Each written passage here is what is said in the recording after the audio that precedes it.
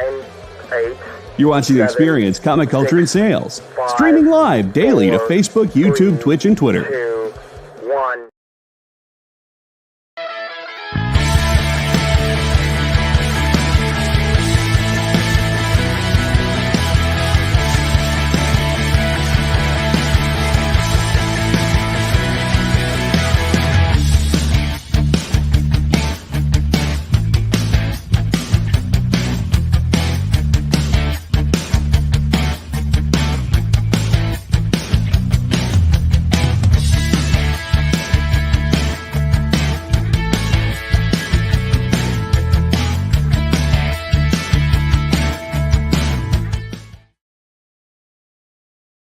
Hey, what's going on, guys? All right, happy Monday. What's up, Robbie? He's back after his in-store signing with Tony Fleeks. So we'll ask him to tell us about that during the show. Other than that, we were talking before the show. You were 3 hours from Memphis, and you didn't go to Graceland? No, I've never been to Graceland. That seems a bit touristy, doesn't it? Doesn't it? Just a little bit. I don't know. Well, do you think I should go to Graceland? See, I don't know if I would consider myself a huge Elvis fan, and I don't know what the cost involved is, but I do know that last year at the Memphis Comic Expo, Scott Snyder and Greg Capullo were late to their signing because they went to Graceland. So I know that. I think, Elvis is a cultural icon. You kind of have to go just to go, you know what I mean? Even if you aren't a huge fan per se, you just kind of like, when I lived in the DC area, I would try to hit those touristy DC sites. Usually I had to take somebody who was visiting, but you just got to go to say you've been there, you know what I mean?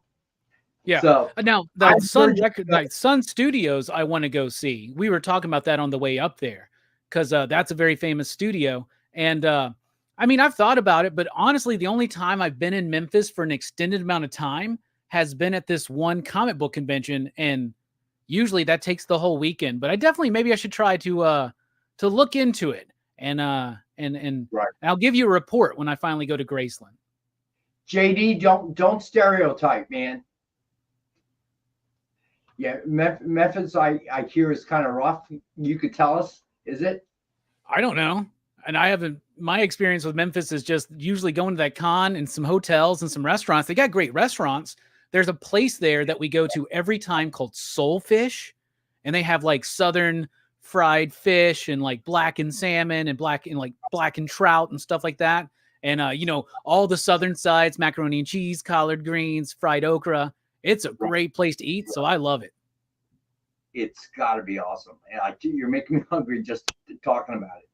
All right, so shout outs. Preston, Marcus, CIB, what's up? CJ Design. Marcus, always trying to stir trouble, asking about the Cowboys. Corey Rust. Let me see, who else is in that? Easy Go Lucky, what's up, man? I'm over the Cowboys. I just let everybody know, say whatever you want. I'm just over it. I'm so over it. So I'm good. I'm just hoping my Yankees can start trying to make a series out of the Dodgers, man. So it's been so heartbreaking those last two games, man. Well, the big thing is Ohtani going down on that stolen base that Bruh, he did not. You coach, right? So that's not what you do when you slide. You're not supposed to you're not supposed to plant like that, especially not that stiffly, right? I don't know. It was all kinds of ugly, but you could tell it went down wrong. You could tell. Now, they said he's playing tonight. They said he's playing. Yeah, so they said it was dislocated. I've known people to pop that right back in, and they're right back. I don't know if there's ligament damage, but I believe we were trying to figure it out. I believe it was his left shoulder, and he hasn't pitched this season. So you begin to wonder what's that going to do with pitching per se going forward. Yeah, no kidding. But yeah, it's been a good series. Got to admit that walk-off grand slam by Freeman was heartbreaking. I watched that when I was at the hotel in Memphis, and it was so heartbreaking to see that because I was like, oh my goodness, if we take game one on the road, that's really good. And then boom, man, oh my goodness. And then the way it ended up in the it's just, tonight they're in New York. We'll see what happens. So, but as far as the Cowboys, I don't care. I'm over it. Fire Mike McCarthy. I wish Jerry Jones would fire himself.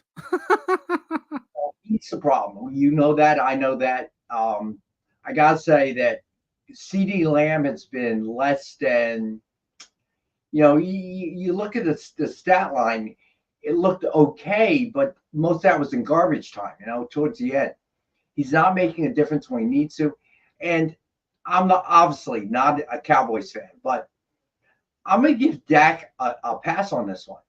You got to give him enough time to throw, dude. He's throwing off his back foot. He can't plant. He can't get position to move forward because there's always somebody in his face. Now, how do you expect a guy to complete a pass and you have no running game? Yeah, it's not the O-line that used to give a consistent 5 to 7 seconds. You know what I'm saying? It's not that O-line anymore. There've been too many injuries. People have been in and out. It's sad. This is not the year for Dallas. I'll go ahead and say that now. Officially at the end of October. Yeah, right. I am not going to put it on Dak, though, because it's really not him. You give him time in the pocket. You give him some options. He's a decent quarterback. But this time, all the INTs, it's really not his fault, man. Yeah. You got to give the guy a second. There's that, and then there's no consistent. One of the reasons why I think Dak and CD have been not performing as much as it seems like they should on paper is because there's no running game. And if you don't have a running game, then all you got to do is protect the pass. That's all you got to do. So it's just sad. Your play action plays don't work because and nobody's falling for it. They know you're not running the ball because you can't get anything out of it. Yep, exactly. So CJ, totally agree. Jerry Jones's fault. We all know it. We've known it for years, decades even. But what are you gonna do? The Commanders, though, that was luck, dude. That is the luck that Dallas does not Aren't have. they first in the division now, right now? They are. I watched that game, dude. I'm looking at this going, are you kidding me? There had to be 8 guys up front. And everybody tried to catch the ball. That's the thing. As a D-back, your job is to knock it down on the ground. You're not trying to catch it. And they all tried to catch it, bounced off all their hands, and bounced backwards. And you got a receiver standing in the zone going, oh, present. I was crazy. Hey, Alberto, what's going on, bud? So that was brutal. That was brutal. It was a brutal sports weekend for Rock and Robbie, but it's all right. We made up for it with good food, good times. I got to meet Nick Patera in person. He drew me a gnarly Einstein sketch in my Manhattan Projects hardcover. If I remember on my break, I'll grab it so I can show it off. But super cool time. Met Maria Wolf again. Met Kyle Starks again. Leon Kangas again. Lots of cool people. So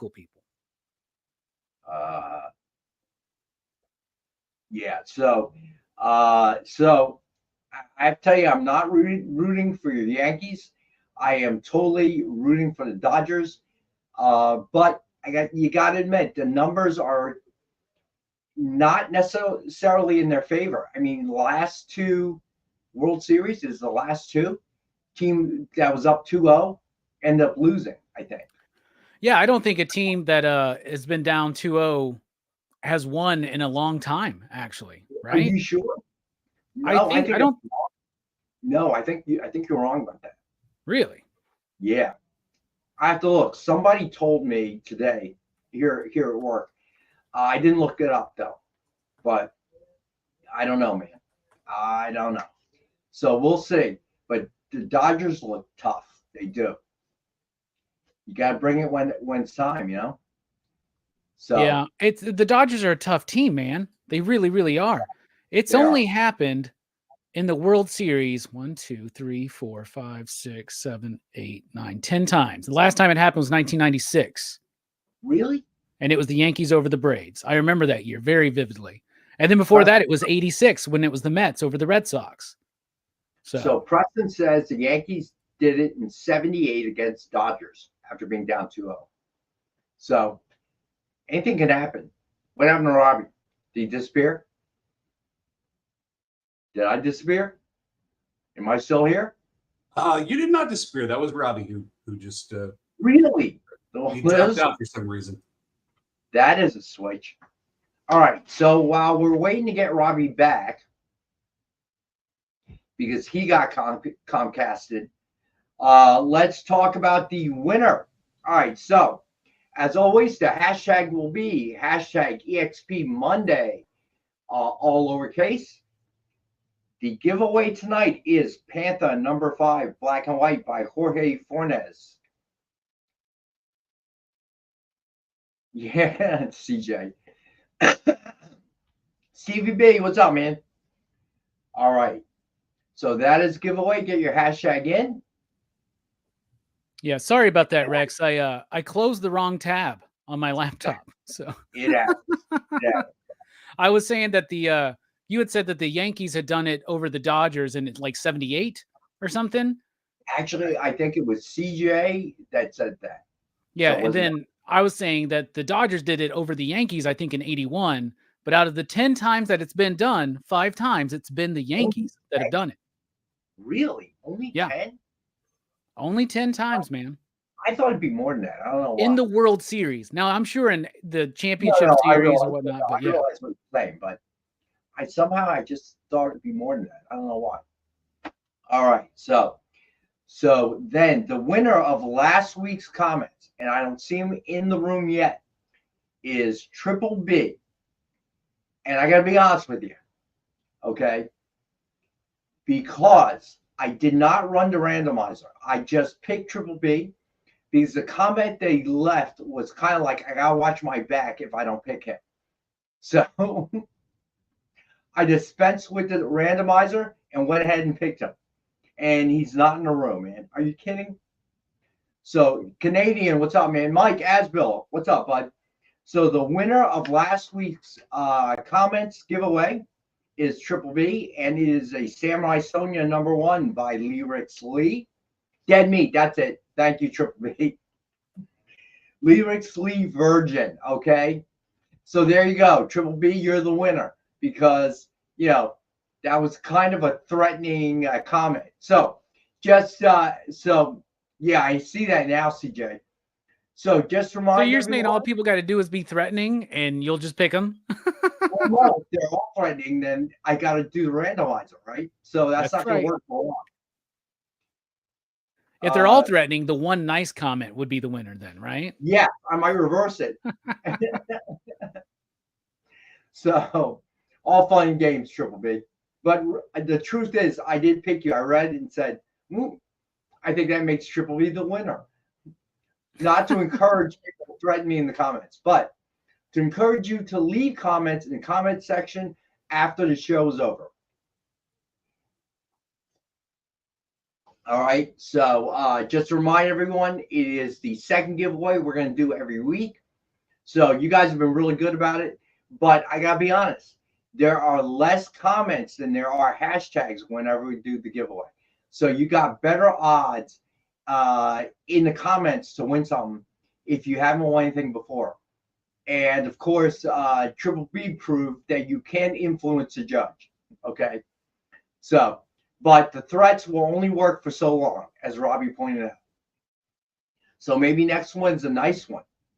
The nicest comment will win. Or the funniest. I bet if you made Rex laugh, he would pick it. That would work. That would work. Absolutely. Okay. Or say Dallas sucks. That works too.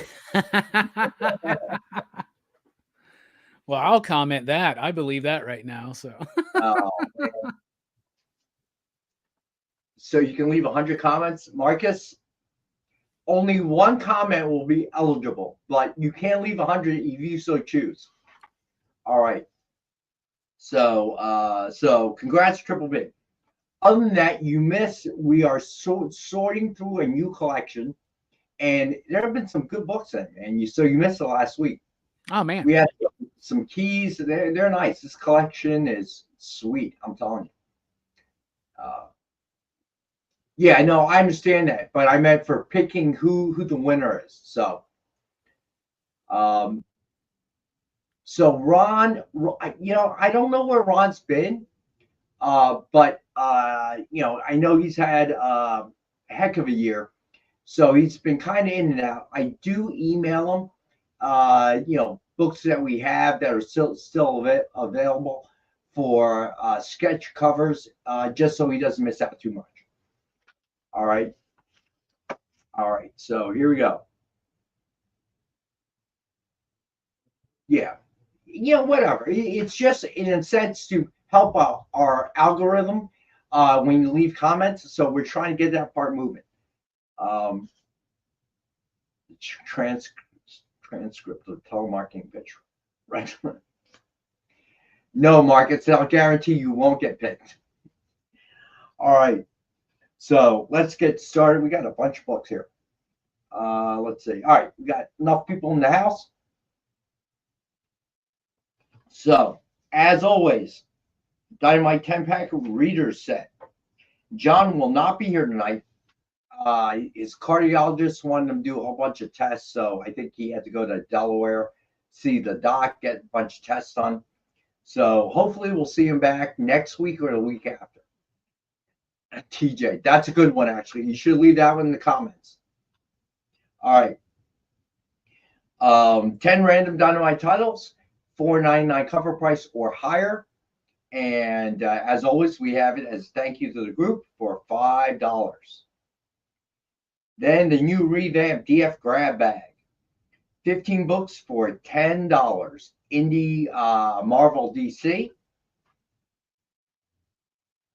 And then, of course, the DF mystery box, 2 CGC 9.8s, 1 Virgin, 1 signed, 1 exclusive cover, and 10 back issues. Guaranteed retail value of $200, and we've got it for $100. All right, so let's get to the sketch covers, and we got some nice ones. Somebody pointed out to Jessica Court. Wait until we get to that one. It is unreal.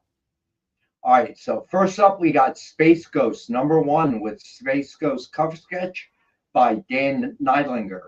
It's just a retail of $149.99, and we've got it tonight for $65. Very cool. Very classic Space Ghost energy here, man.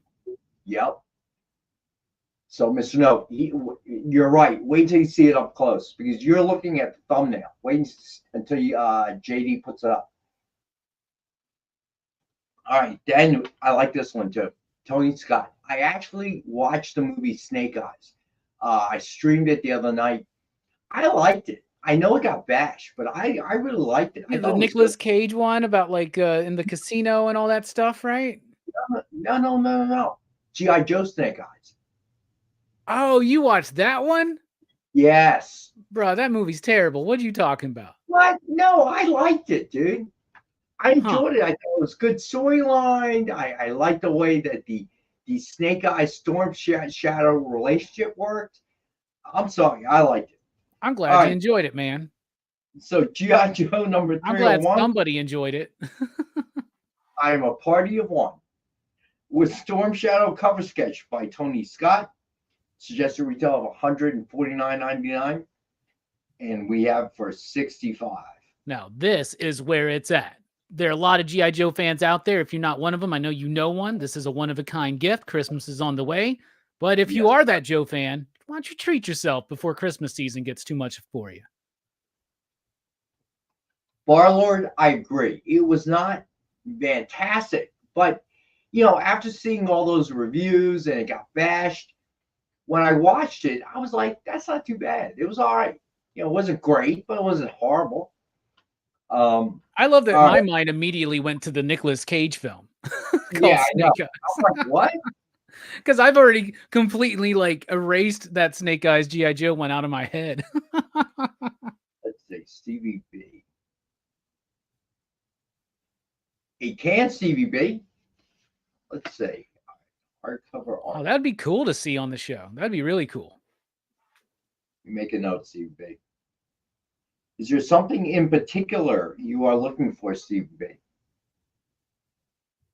You have my email, or you can always hit submission form. And if there's something in particular that you're looking for, I can certainly look to see if we have it. Commander in Beef, if you think people are way too critical on movies nowadays, wait till tonight when we're talking about the entire Exorcist franchise. So that's Horrorfest tonight. Yep, we're doing all 6 Exorcist films, and some of them have the reputation of being pretty bad. So that's going to be a fun conversation. 62 Lefty. Yes, I believe it was better than Madame Web. I did not like Madame Web. That was justified in everyone bashing it, I think. Anyway. I did watch Venom 3, The Last Dance this week, and did a live stream with Jem Mint about it on Friday morning, and neither of us liked it, but we didn't think it was terrible. You know what I'm saying? But neither of us really liked it, but we haven't liked the previous 2. But if you like the other Venom movies, you're going to like this one. I don't see why you wouldn't. Like, it has some of my favorite moments out of the whole series, to be honest with you. The third act is actually pretty solid. So looking at our system, I do believe that the Dynamite Art of Jay Anacleto is in stock. So I'm going to confirm with the warehouse that we do have a copy, but just I think that's what he wanted. So I looked in. So all right. The system says we have one. Whether that's actually, we'll find out. Yeah, we'll find out. All right. Thank you, Alex. Yeah. All right. So here's the Jessica Court, and this one is banging. I'm telling you. Batman Beyond #1 with Reverse Flash cover sketch by Jessica Court. Look at that, dude. This is dope, man. This looks legit, man. I was like, are you kidding me? Look at the eyes. She even gave him crooked teeth. Can you believe that? Yeah, look at that. Bottom row. I'm like, dang, that is serious. I'll be surprised if this sticks around too long. That's amazing, isn't it? Hey, Space Case. All right. And then we got Vampirella, cover sketch by Joe Del Beato and Mariano Nicieza. I think somebody commented on the colors. Yeah. And it's like, this is like an Art Adams kind of vibe, right? For sure. A little bit. Yeah. All right. It's gone. Heck yeah. Vampy. Good call, Preston. I got you, bud. I cannot believe somebody is going to claim that. Mr. Nope, there it is. I knew it. Somebody had to claim that. Let's put that back up, JD. The Flash one, Reverse Flash. That I couldn't get over it when I pulled it out of the bag. I was like, oh my god. Yeah, that looks really nice. Just the angry energy, the crooked teeth. The coloring, man, like the coloring and the shading on there, it feels like, I would need to see it closer, but I feel like there's like an airbrush kind of technique or something she uses. Like, I don't know. It's really, really good the way the colors are blending. It's the eyes. I don't know. They say you see the universe through someone's eyes. This was amazing. She's getting better, if you ask me, which is pretty amazing. Dude, watch Snake Eyes, Marcus. I'm sorry, I liked it. So the weird thing is, I thought I watched that movie before, but then the movie comes on, I'm watching, I'm going like, I have never seen this before. It's weird. Yeah, JD, gonna have nightmares. All right, so let's get to the back issues. So first up, we have House of Mystery, number 194. This is approximately a 5.5. And, Marcus had suggested we make sure we have the grades. These grades are from Alex, and he is really tough. So it's probably going to be better than whatever I say, but there's no guarantee. This is our opinion and our opinion only. So I just want to make sure everyone knows that. Yeah, Mr. Nope, good example. So from 1971, and we've got this one for 38. Oh, JD, I'm sorry. We are at 6:25, which means we need to go to our first break. So hang out. We'll be back in a couple seconds. In a world where you hit like and subscribe on our YouTube channel, that'd be really great. Thanks.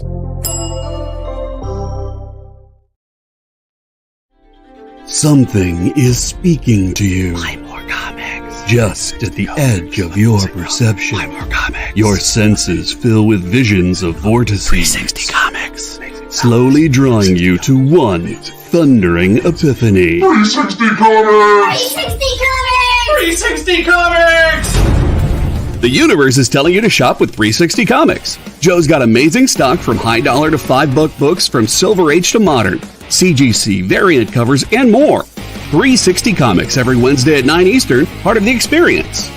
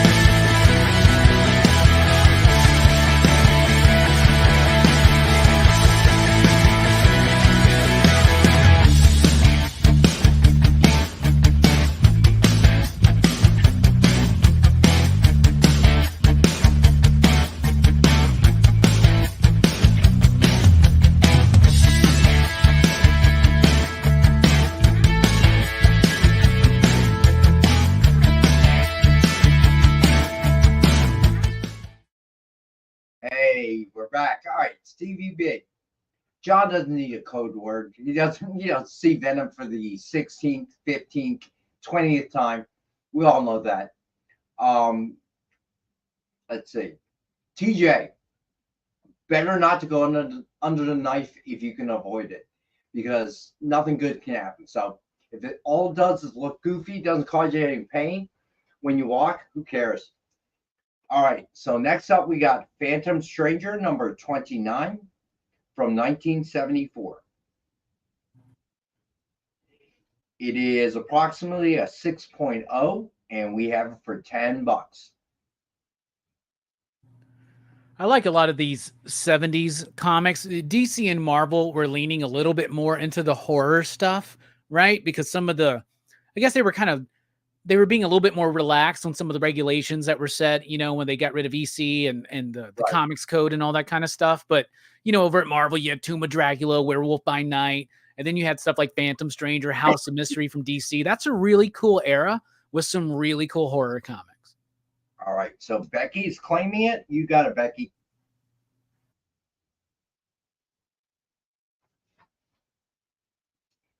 Yeah, so trying to keep in line with the Halloween theme. Thank God I have a show on Thursday night, so I won't be at home. So all those little kids ringing my doorbell, looking for free candy.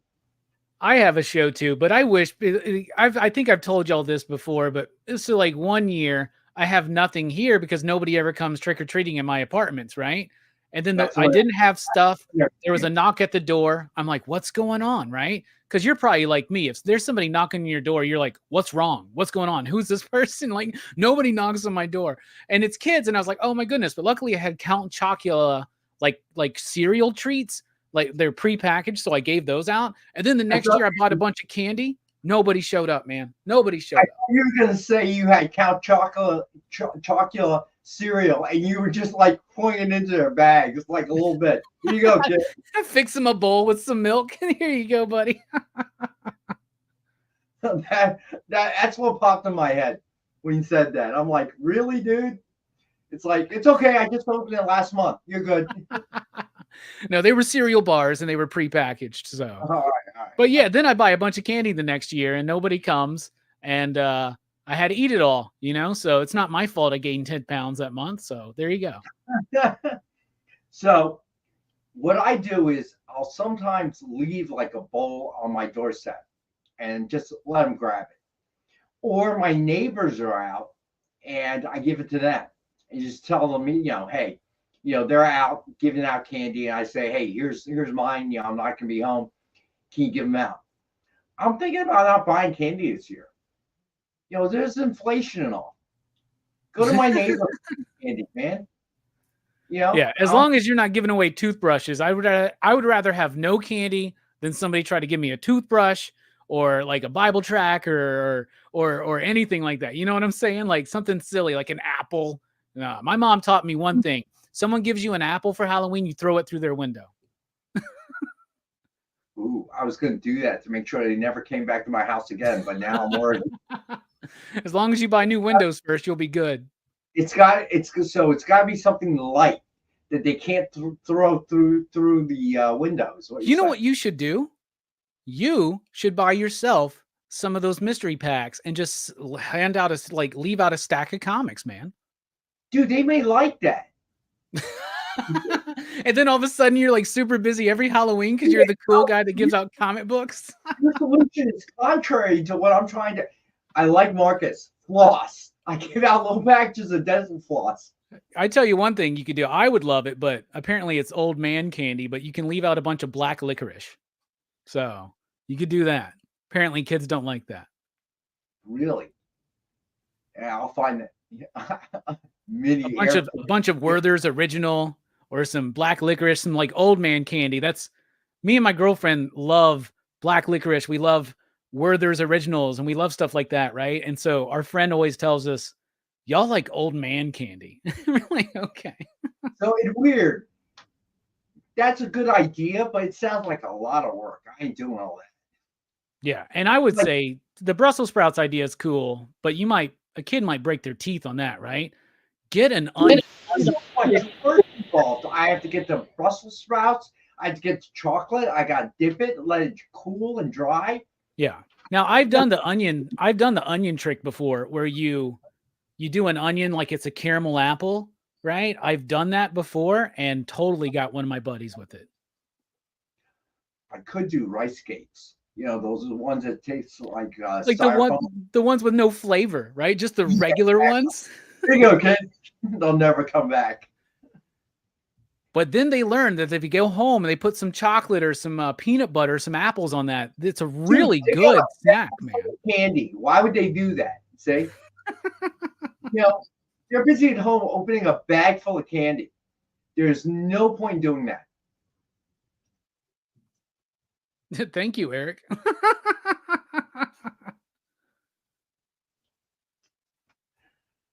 Well, that was interesting. That was fun. So everyone doesn't love us? I'm shocked. That's what happens sometimes, man. Oh, man. Ed Weird says, I love trick-or-treaters, but I never get any. I'm out of in sticks. Ed Weird, I envy you, my friend. I envy you. Too many damn kids, man. Look, I enjoyed it when my daughter was small, but now I'm just like, what a nuisance.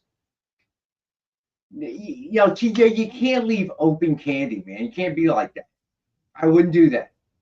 So at most, I will get one of those, disposable bowls, put it out on my doorstep, bunch of candy with a little sign, one per person. And then some kid will come along and take like all of it. I always wondered, did one kid, because I get home, the bowl would be empty. Did one kid, the first kid, just grab the whole bowl and pour it into their bag and then leave the bowl? I'd take the bowl too, bro. I'd be like, Mom, I got you a present. I got you this bowl. Oh my God. All right. So moving on. Sorry, we got distracted with the Halloween trick or treating thing. All right. So I do have a neighbor who has a young child. She's like 7. So I do try to get her a little bag of stuff that I give to them, before Halloween, because I that's like nice. That's real nice. Yeah, so I don't want her to think, So I do something for her. I try to. I have to remember to do that. We're getting close, right? It's just strangers you don't like. I get you. I feel the same way. Right. It's like, I don't know you, kid. Why are you asking me for candy? Yeah, we condone people coming around begging for treats every once a year. Come on. Why are you coming here? All right. Next up, we have Unexpected, number 180 from 1977. This one's cheap. We have this one for $5. It is a 6.5 approximately. I love these 70s covers on these books too, man. Yeah, I know. I remember that era. All right. Then we got Weird Mystery Tales, number 8 from 1973. It is a 4.0. And we've got this for $8.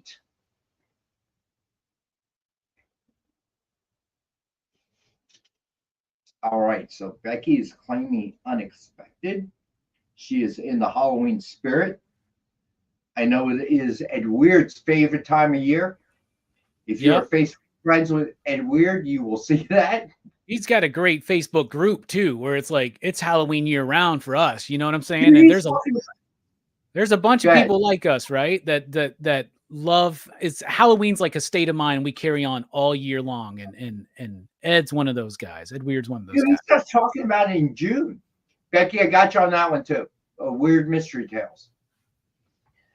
So, all right. So now we are done with the horror comics. And this one's a nice one. Wonder Woman number 116 from 1960. It is a 3.0, and we've got this one for $75. Wow, that's super cool, man. Old school Wonder Woman and Halloween themed, right? Because you got the spider with the spider's web. That's freaking awesome. My mom used to do that, Commander in Beef.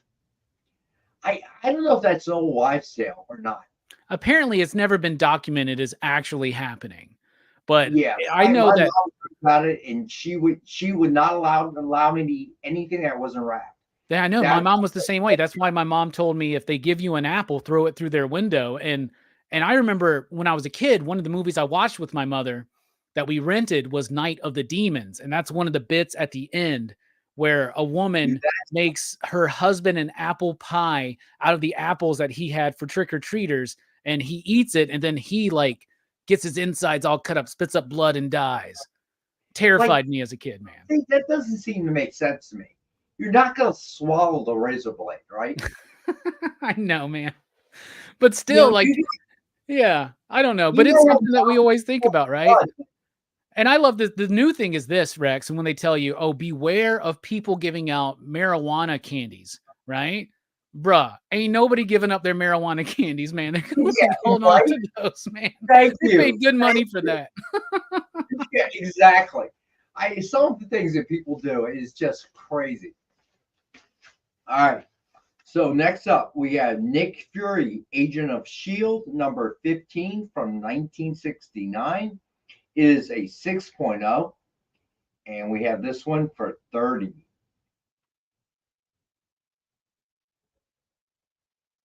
So is that where they got the idea of Bullseye, or is that me?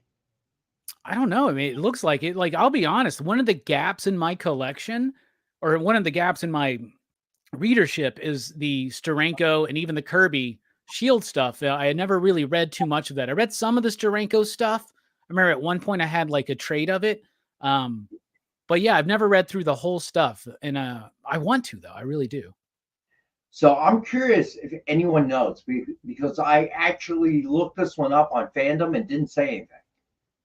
But when I first saw the cover, I was like, is that where Bullseye, the concept of Bullseye first came up?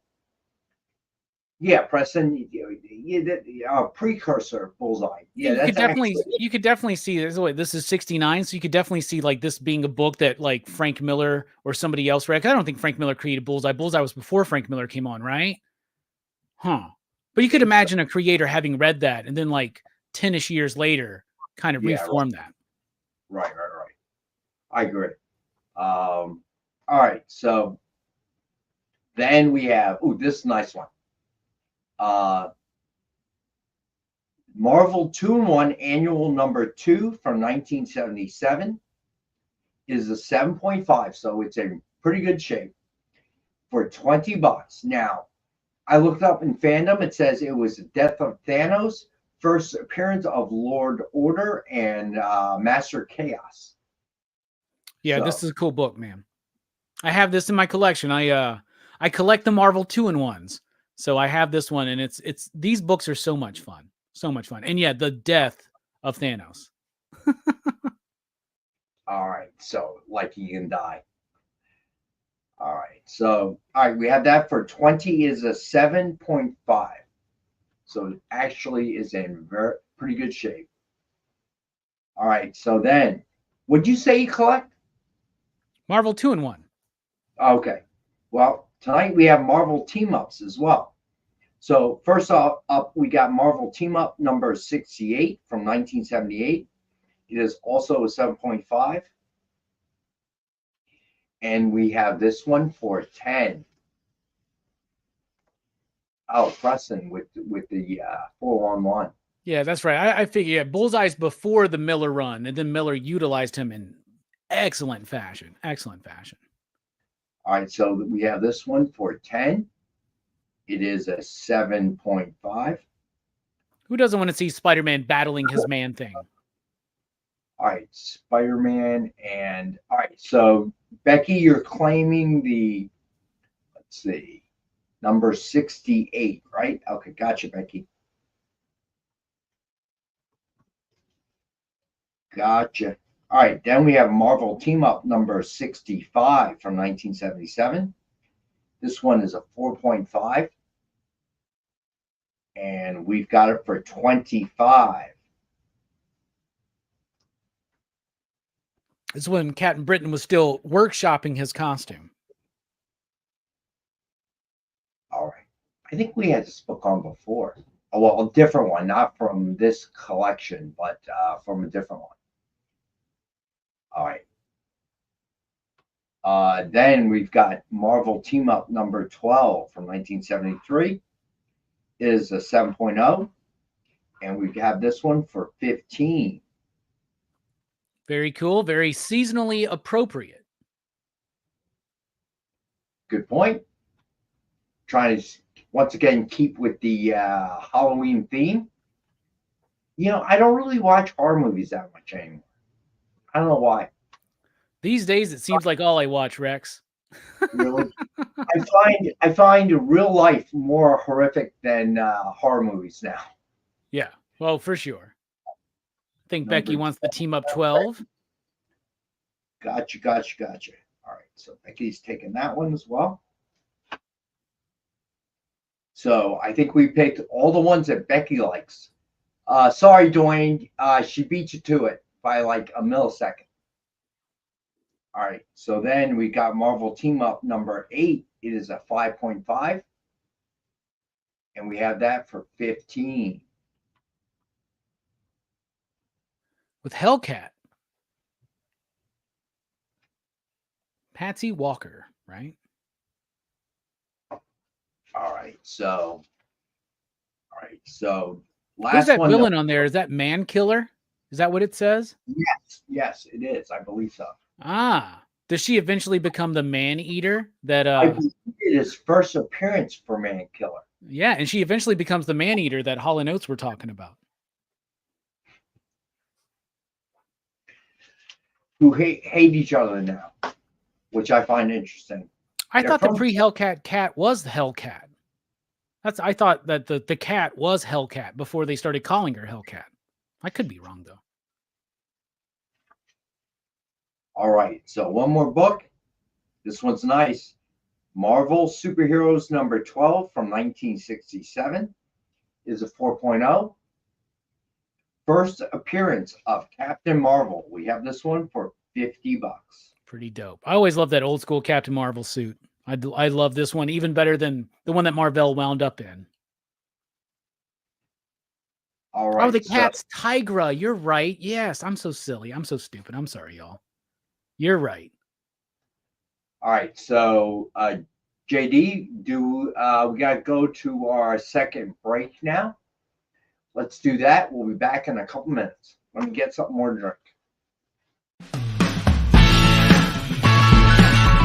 Join the party. Head over to our link tree to find all the links for everywhere the experience is all the time.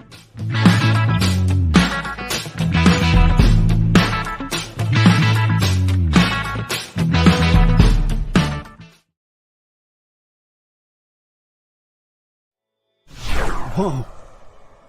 Whoa. Did you miss it? Yeah, they can go by pretty fast. Let's slow down the footage.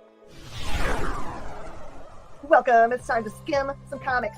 Miles Morales Spider-Man, I will just tell you that Miles is very important in his role as a vampire. So it's fine. If you like Hercules, read it. If you don't like it, don't worry about it. It's fine. The art is still stunning. There's a panel, little spoiler, there's a panel in this where Chitauri first hits Lion-O, and he is the best "did she really just hit me" face I've ever seen put in a comic book. Wow, live reviews of new comic books so you can be ready for New Comic Book Day. What is this? Oh, I see. It's Minute to Skim It. Part of the experience.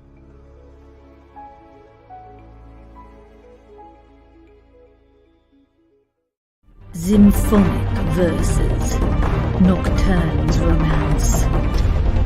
A song of romanticized darkness, dreaming death by sleep.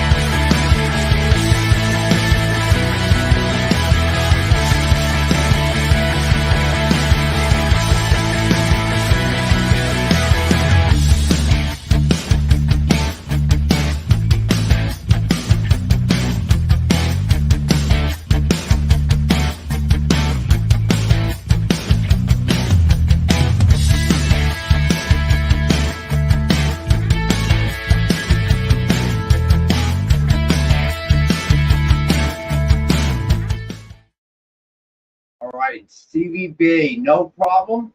How many would I take in trade? I would have to taste one of your tacos first before I can comment on that. Give you an answer on that.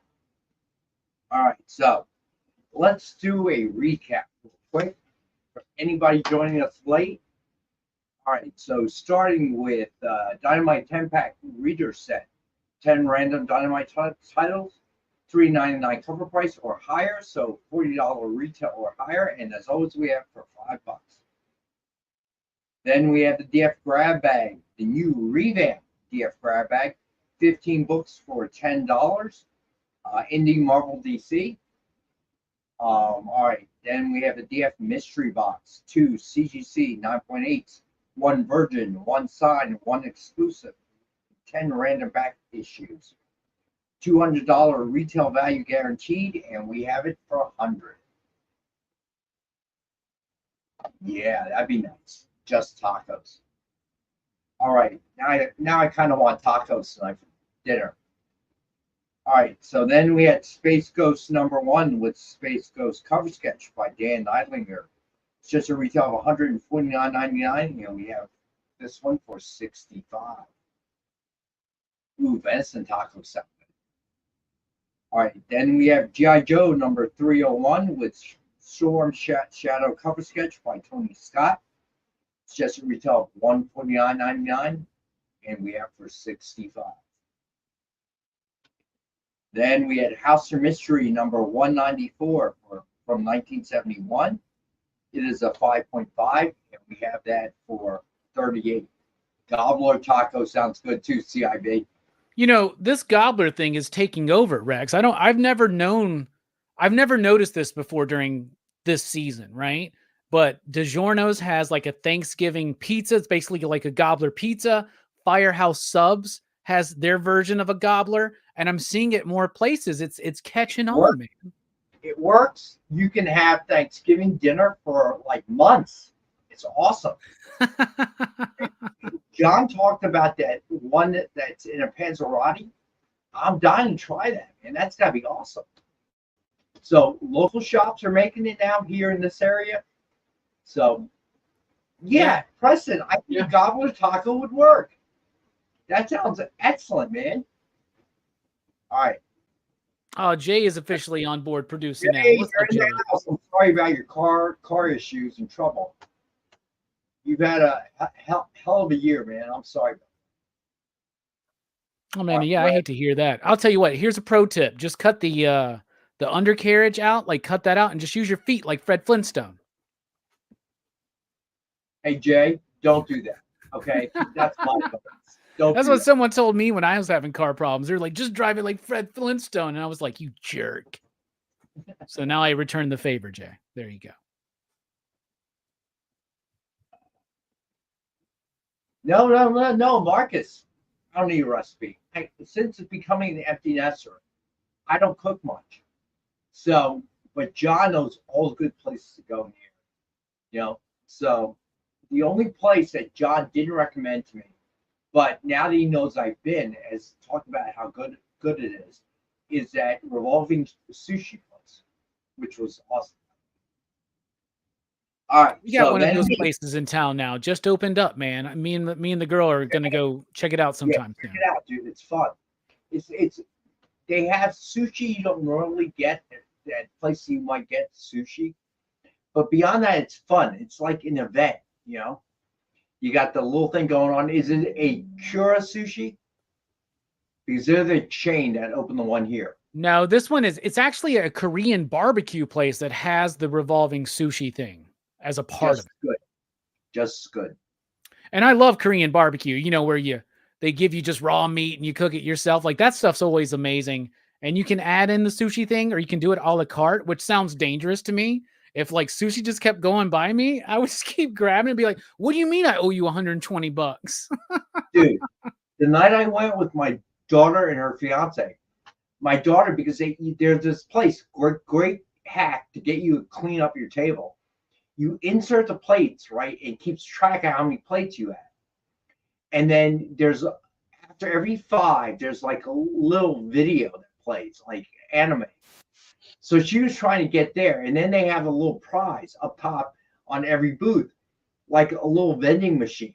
And after 10, if you're lucky, it'll drop one. And it's like a little tchotchke thing, you know?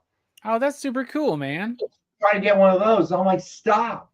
Next thing I know, encourage people to overeat so that they can get a prize. Tip was like $100, dude. I'm like, what the hell? Yeah, but I got this like cool, like 99-cent dollar store little toy. I said, she was still dead. It's so cool. I go, that thing costs about 10 cents to make. We just paid $100 for that. Okay.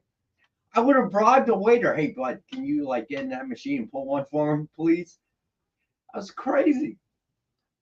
All right, so next up we got Wonder Woman number 116 from 1960. It's a 3.0, and we have it for $75. All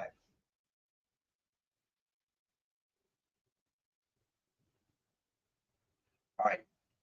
Wow, 16 varieties of kimchi. Oh, that sounds good. Bro, I used to hate kimchi because the shop that I worked at a comic shop in like 1999, right? And one of our employees was Korean and his mother would make kimchi, right? And bring it to him. And it would smell up the entire store for like 2 days, right? And then I tried it and I couldn't handle it. But something in my taste has changed over the last few years. Bruh, give me a bowl of kimchi and it's gone, dude. I'm just pouring it down, dude. I love that stuff. I grew up with it, and like your friend's mom, my mom used to make it because you couldn't buy it in stores like you can today. So she had to make it from scratch and get all the stuff. And it would take like a few days to make. It is high in sodium. Marcus is right about that. All right, then we had Nick Fury, Agent of S.H.I.E.L.D. number 15 from 1969. It is a 6.0, and we have for 30. And I think it's been mentioned that this is a Barry Windsor Smith cover, I believe. So that's pretty cool. Like that, right? All right, then we've got Marvel 2-in-1 Annual number 2 from 1977. Death of Thanos. First appearance of Lord Order and Master Chaos is a 7.5, and we have for $20 tonight. TJ mentioned sauerkraut. Another thing I hated when I was a kid because my mom was born in Germany while my family was stationed there, right? But like they love German food because of that. So we would always have like cabbage, and like pork chops with like sauerkraut and all that kind of stuff. I hated sauerkraut. Now I love sauerkraut. The New York dog's one of my favorite ways to make a hot dog is just sauerkraut, grilled onions, and some nice spicy brown mustard. So good. So good. I absolutely love sauerkraut too. Trimpy did that cover. My bad. All right. So then we had Marvel Team Up number 65 from 1977. It is a 4.5.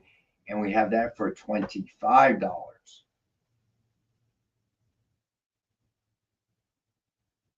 All right. Then we have Marvel Team Up number 8 from 1973. It is a 5.5, and we have that for $15. Hey, look, everybody. This features the cat who eventually becomes Tigra. All right, so then roast pork and kraut. Oh yes, I'm a big fan of German food.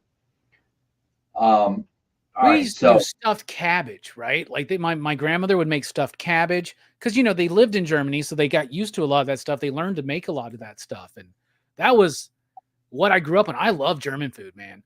Like we have a good German restaurant here, but we used to have like 3 or 4. Now we have like just 1, I think. But good German food's really good, but you just gotta be in the mood for it, Yeah, I like rouladen. I don't know if you know about that. It's like they wrap the meat in and then stuffed with like cabbage and stuff. It's awesome. Oh yeah, that stuff's great. I like a good schnitzel, like just a fried schnitzel. That stuff's good. Sausages, their beer. Nothing's better than a giant boot of beer while you're eating some sausage and some cabbage, man. Don't worry about the bathroom the next day. You'll be fine. Yeah. That's what the big boot's for. All right. So then we had Marvel Superheroes number 12 from 1967. It is a 4.0. First appearance of Captain Marvel. All right, let's move on. So, ooh, cool, Preston. All right, then next up, Marvel 2-in-1. You got it. And that's Becky. Gotcha, Becky.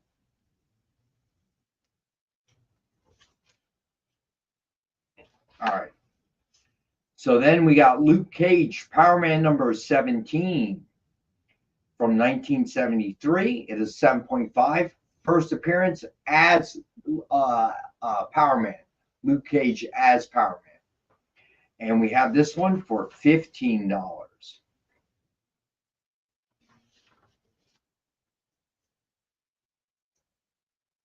That's really okay. good. I can do without polka dance though. That's the one thing I am not a fan of and never will be. The hot dog, the krauts, any kind of German sausage, brat, or anything like that. Steins of beer, all good. Polka dance, not so much. Polka music, not so much. Just saying. Hey, Tom Bishop, what's up, bud? All right. Then we got Power Man 9 Fists number 66 from 1980. And we have that for 10.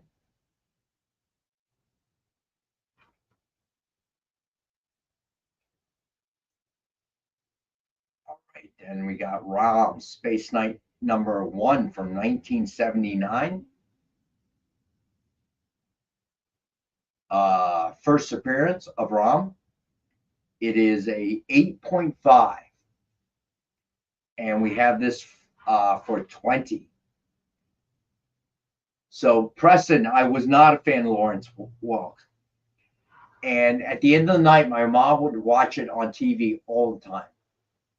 So I just hated Lawrence Welk. I couldn't stand it.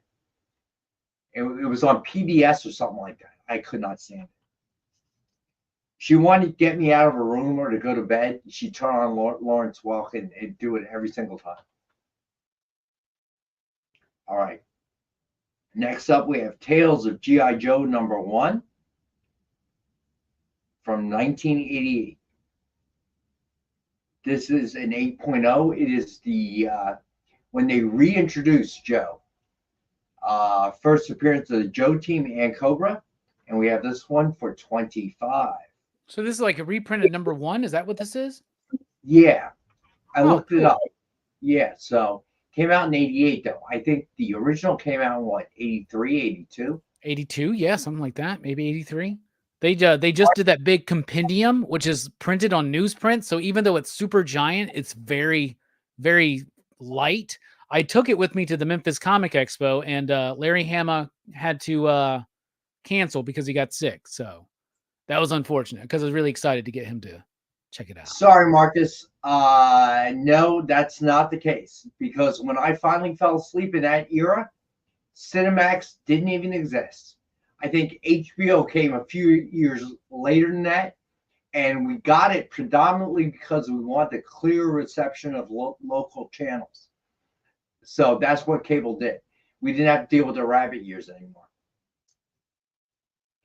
All right, so next up we have Tales of Suspense, number 51 from 1963.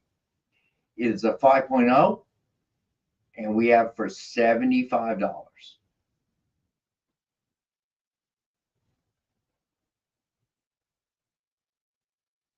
All right. Then we have Venom Lethal Protector number 1 from 1992. Is an 8.5 to a 9.0. And we have this one for 25. My favorite Venom image ever, right there. Oh no, I had rabbit ears, Preston. But when cable came around, yeah, my mom would be, ABC was a channel we couldn't get.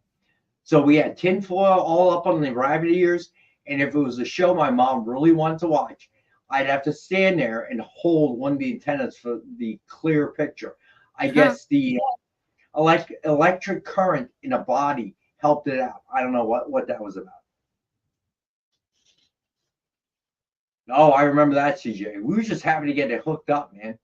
And there was no other channel. You couldn't, you had a remote that had what? You still had HBO and then your local channels, and that was it. All right, so then we've got Web of Spider-Man number 1. It is a 9.0 or 9.2. I'm going to say 1988, even though I have a typo in my notes that says 1958, which we all know it cannot be. And we have this one for $20.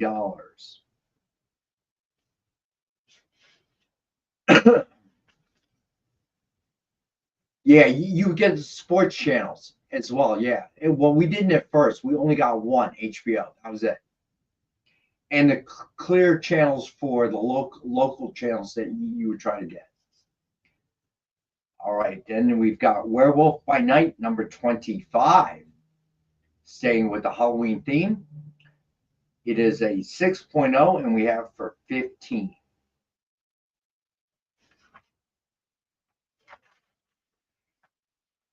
And this one, I think Becky will probably pick up. Uncanny X-Men number 184 from 1984. It is a 7.0, and we have it for $3. Great price. All right, so let's do another recap. So, Robbie, What is tonight, in case anybody tuned in late, what is tonight's Horror Fest movies? Tonight we're talking about, we're in the final week of Horror Fest. Last night we talked about The Mummy from 1932. Tonight we're talking about the Exorcist franchise. All 6 films reviewed tonight. We watched them so you don't have to. Or maybe we'll try to tell you to watch them. There were 6 of them? 6. I did not know that. Yep. Exorcist, Exorcist 2, The Heretic, Exorcist 3, which is amazing. Then they did Exorcist, so the story where they made a prequel to The Exorcist. They made the whole movie.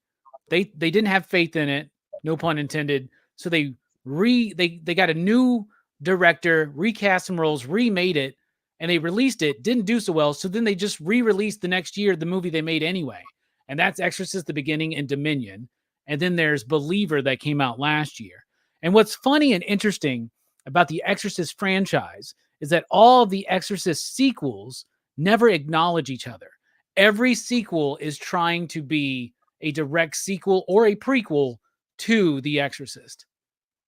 So there's no continuity there. So when I went to college, it was very close to the Washington, D.C. area. So the steps, the priest jumps out at the end in the first movie. And I went to see those steps. Not very cool. Spooky. Yeah, it wasn't very spooky. I mean, but it was a narrow stairway outside. Well, it would have been spooky if you went out in the middle of the night and leapt out of a window and made a tumble down them. I bet that would have been scary. Yeah, that would have hurt too. Yeah, the problem is Georgetown at that time of night, it's busy, dude. They got bars and all that stuff, restaurants. It was always busy. So you couldn't really get that spooky feel, if you will. There's always people around. All right, so let me see. Did we get the last back issue? We did. All right, so let's do a recap for anyone that may be joining us a little bit late. All right, so congrats, Triple B, for being the winner of the comments section. To remind everyone, we are now doing 2 giveaways per show. So one is the normal one, Panther number 5, black and white variant by Jorge Fornes. The hashtag is #EXP Monday, all lowercase. So make sure you only need to do it once. Put #EXP Monday in the chat, and you'll be in for the drawing at the end of the show. Then we're doing a second giveaway. That is the comments section. So the more comments we have, the more it helps the algorithm of the show and the channel as a whole. So what we're doing is, excuse me, we will announce a winner next Monday, just like we announced this week's winner is Triple B and Samurai Sonia, the Lyrics Lee Virgin. Yeah, Patrick Ewing, I remember those days. And they will be picked out of the people who comment after the show. All right, so so please leave a comment if you haven't before. Right now, we have less commenters than we do people that join the hashtag giveaway. So actually, your odds are much better if you leave a comment than when you do the hashtag.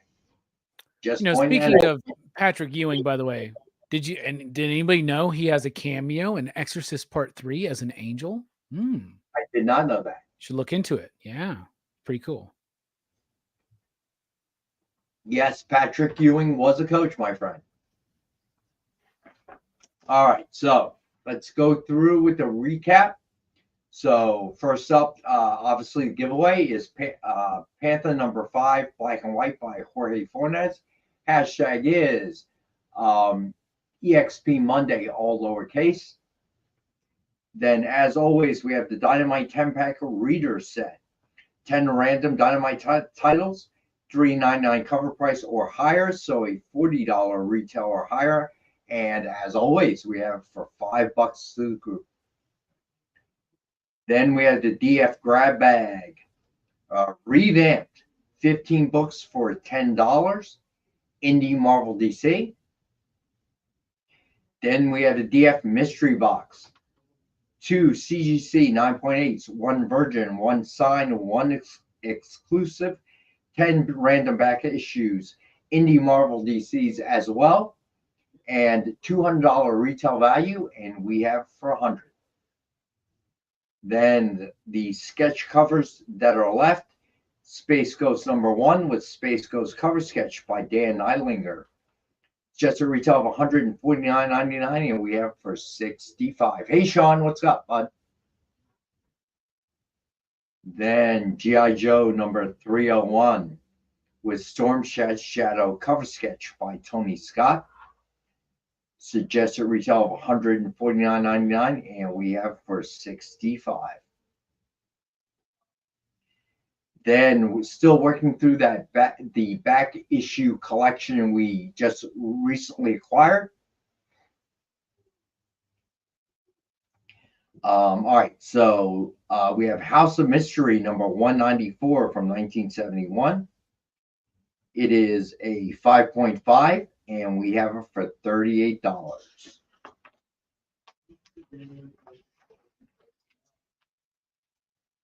Then we have Wonder Woman #116 from 1960. It is a 3.0, and we have this one for $75. This collection has some great stuff, I'm telling you.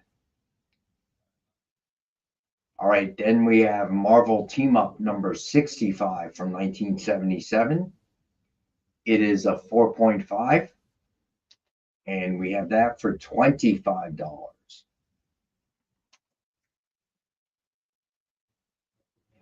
Then we have Marvel Team Up #8 from 1973. It is a 5.5, and we have that for $15.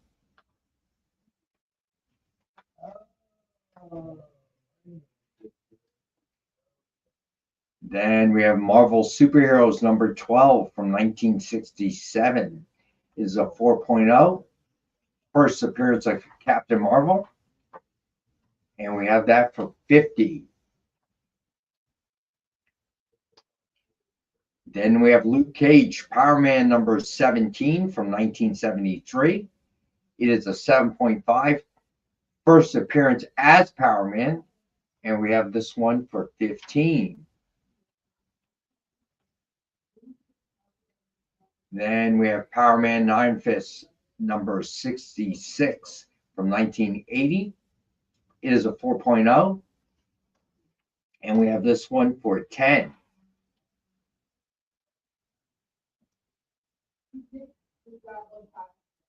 Then we have Rom Space Knight #1 from 1979. It is an 8.5. First appearance of Rom. And we have that for $20. Then we have Tales of G.I. Joe #1 from 1988. It is an 8.0. First appearance of the Joe team and Cobra. And we have this one for $25. It's only going to get hotter when that new G.I. Joe book comes out. 225,000 copies ordered of #1. That's a big deal. That is a big deal. All right, then we have Tales of Suspense #51 from 1963. It is a 5.0. And we have this one for $75. Then we got Venom Lethal Protector #1 from 1992. It is an 8.5 to a 9.0. And we have this one for $25. One of my favorite Venom, it is my favorite Venom image, and one of my favorite comic books of my childhood. This has the Rock and Robbie seal of approval. The Rock and Robbie seal of approval, people. All right, so then we got Web of Spider-Man #1 from 1988. It is a 9.0 to a 9.2, and we have this one for $20. Then we got Werewolf by Night #25 from 1974. It is a 6.0, and we have this one for $15.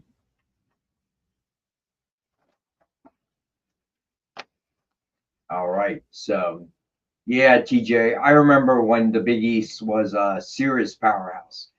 I remember watching Len Bias play when he was playing in Maryland because I was in college at the time. We got tickets. It was not a far drive from our campus to University of Maryland. And I got to admit, the guy was amazing. It's really sad the way he died. But I remember the Big East, ACC, they were all powerhouses at that time. How things have changed.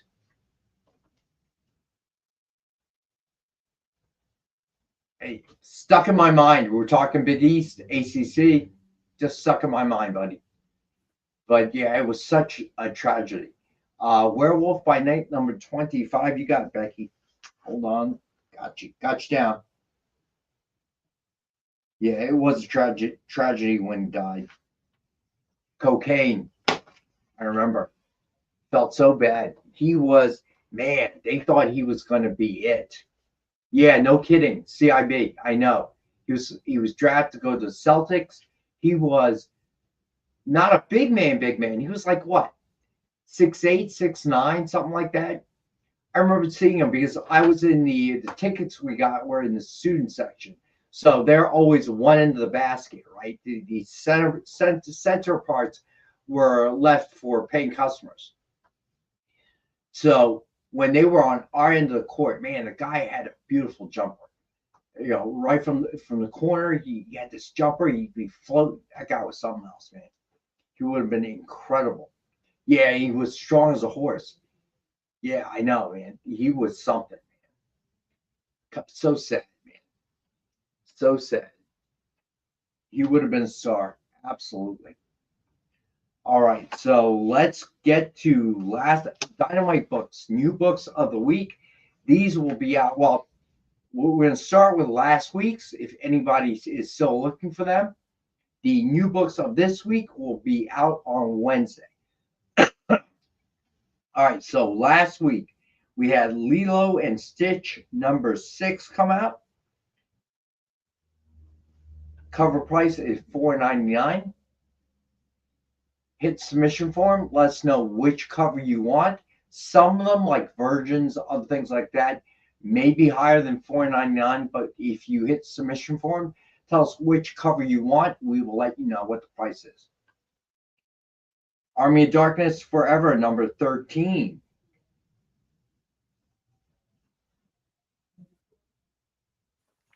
My favorite Army of Darkness comic of all time. I got to talk to Tony about it last week a little bit, and this dude loves the property, and you can see in this book 100%. Thank you, Sean, for saying that, bud. All right, then we got Thundercats Chitara number 4.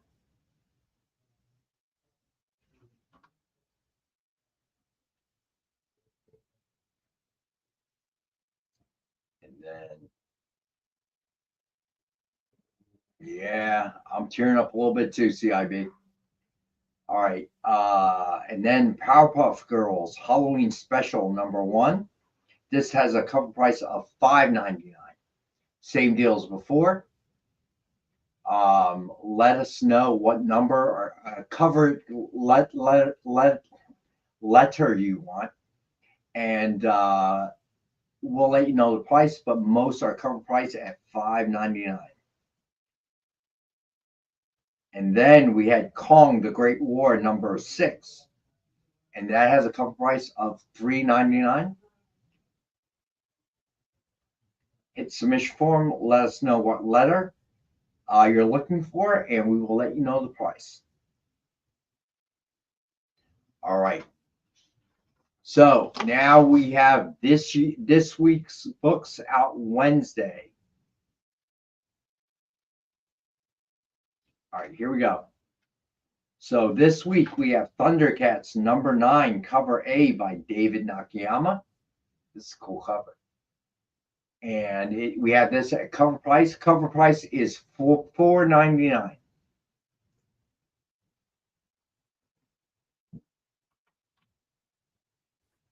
Then we've got Thundercats number 9, cover B by Lucio Perillo. And we have that for $4.99. Oh, that's a great cover right there. Yeah, it's cool. Just real quick, wanted to mention 34 people watching, but only 26 likes. Can we get 8 more likes? All right, do you hear that? 9 more likes would be even cooler because I'm sure 1 or 2 people dropped off. That's the voice of the wizard behind the curtain. Oh, that Marvel 2-in-1 annual. Anybody buy that? Yeah, that one sold, I believe. Yeah, congrats to the winner or claimer. Yes, it did. That's awesome. It did. So, and remember, original art Friday, right? Yeah. Okay. Yeah. He hasn't picked out the art yet. I have not. So you'll probably see him on Wednesday's show with the art. Maybe. If I have it picked out by then. You do it every Wednesday, dude. Maybe. Just about, man. Just about. He's got to find the stuff he's willing to part with, man. That's got to be hard when you're a collector like Nick is, man, right? Good point. All 3 of his accounts. Thanks, CIB. We appreciate it, bud. All right.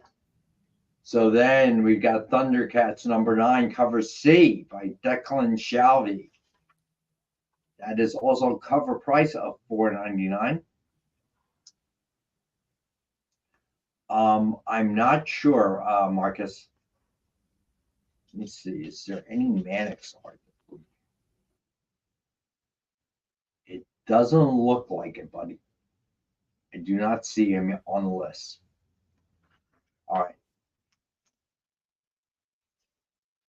So let me see. Yeah, right. No king, CJ. All right. So then we got Thundercats number 9, cover D by Jay Lee and June Chung. And we have that at $4.99 cover price.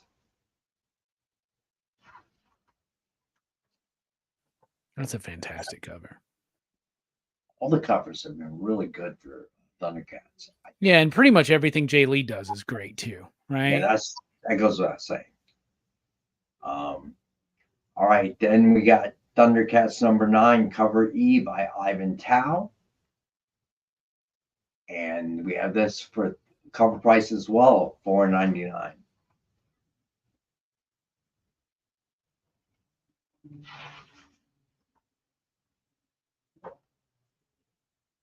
All right, then we have, yeah, right.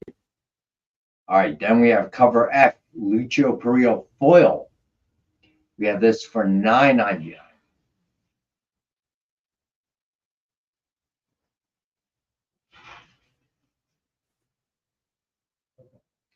Then we have the foil Virgin by Lucio Perillo. This is cover G. And we have this for $29.99.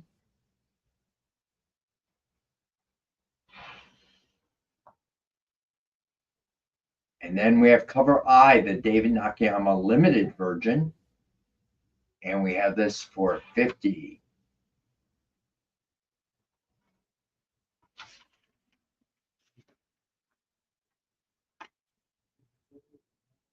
And then we've got cover R, the action figure Drew Moss cover. And we have this for cover price, $4.99.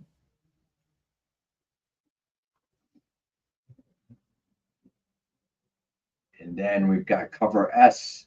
It is a Drew Moss cover as well. And we have this for cover price of $4.99. All right, so real quick recap of the Thundercats books. We'll start with last week's books first. Lilo and Stitch number 6.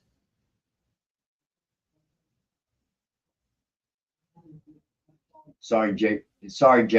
Surprised you there. All right, then we have Army of Darkness Forever number 13.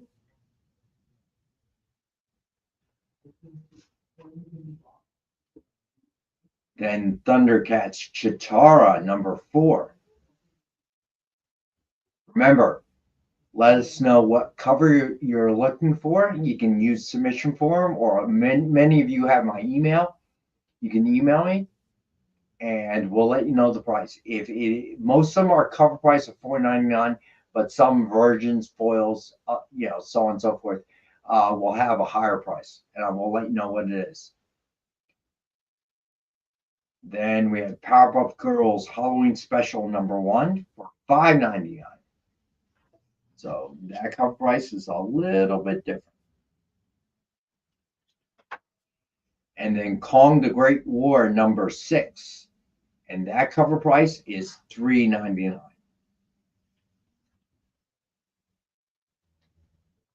All right, so let's go through the Thundercats again. Thundercats #9 out this Wednesday. Cover A by David Nakayama. Cover price is $4.99. Then cover B by Lucio Perillo, also $4.99. Hey, Robbie, what time does the game start? Do you know? 7 something my time, 8 something your time. Let me check. All right, so I got time to make it. 8:08 your time. 8:08 your time. So I should make it to the beginning of the game, since I live about 6 or 7 minutes from the office. So good. I'm lucky, dude. I'm sorry, bro. I know you've had a bad year with Dallas, but I'm hoping the Yankees get their butts kicked. It's okay, man. I don't mind how you feel. It's all good. We'll see what happens. Either way, I finally get the World Series I want to see in my lifetime, which is the Yankees-Dodgers. So, well, let me say that one of my best friends is a Yankee fan. So it's not just you. It's the Yankees as a whole. All right. So then we've got cover C by Declan Shalvey at cover price. Cover D by J. Lee Jung Chung at cover. Cover E by Ivan Tao, $4.99. Cover F, the Lucio Perillo foil for $9.99. Cover G, Lucio Perillo foil virgin for $29.99. And cover I, the David Nakayama limited virgin for $50.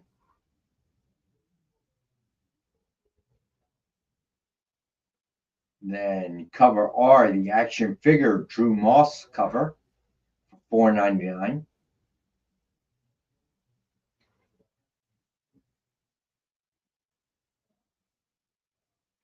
And then cover S by Drew Moss for $4.99. All right, so yeah, Sean Butler. So Jay, so I always forget, is it what? You got 2 minutes, boss. All right, you know what? So wait, TJ, Subway is really missing a marking here. I don't get it. What do you mean by that? What's along Subway 2? Do you get it, Robbie? I mean, I'd get it if it was Yankees Mets, right? Yeah. That's the Subway series, but nobody wanted that except New Yorkers. Yeah, I wanted Yankees Dodgers, but I know that it would have been. I think the Yankees would be up 2-0 right now if it was the Mets. You know what I'm saying? So, well, think about it. MLB definitely did not want that, because Yankees, the Dodgers, East Coast, West Coast, and with the Dodgers, you get all of Japan as well. They're watching, they are, right? Yeah, even for if sure. Even if they're not really baseball fans per se, they're watching Ohtani and the pitcher, I forget his name. Yeah, I hate to break it to y'all, but the Dodgers aren't in Brooklyn anymore. So. Yeah, no doubt. Yeah, in case you guys didn't know, they're in LA. Just saying. Look, don't get us started about the Giants. We don't want to break any hearts, but they don't play at the Polo Grounds anymore. Yeah, dude. When Dodgers were in New York, I can say that's even before my time. Yeah, no kidding, Marcus. Right? All right, so let's go to our last and final break. We'll finish up the Dynamite books and the incentives, and then we'll do our drawing, as we always do. Hang out. We'll be back. Programming on the EXP is made possible by viewers like you, or your local comic shop, or that Kickstarter you backed, or the publisher you like, or comic industry professionals who want to share a message with the world. Really, anyone who wants to advertise with us can. If you're interested in seeing a product you know and love, or are creating, or are publishing, or are involved with, advertised here on The Experience, and having your message shared with our viewers, please reach out by scanning the QR code below or visiting our website and using the contact form.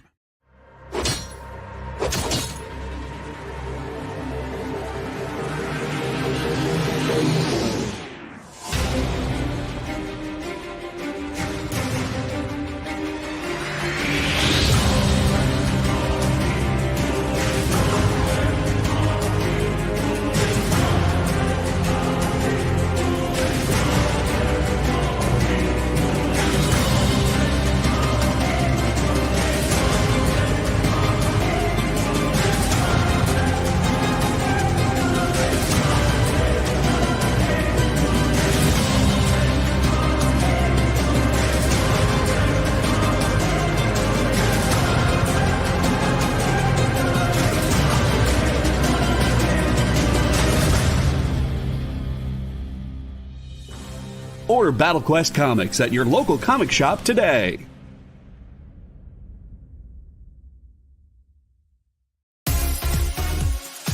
Did you know that Arthur, King of the Britons, in Monty Python and the Holy Grail was played by a famous Graham? Check out another famous Graham by following our Instagram.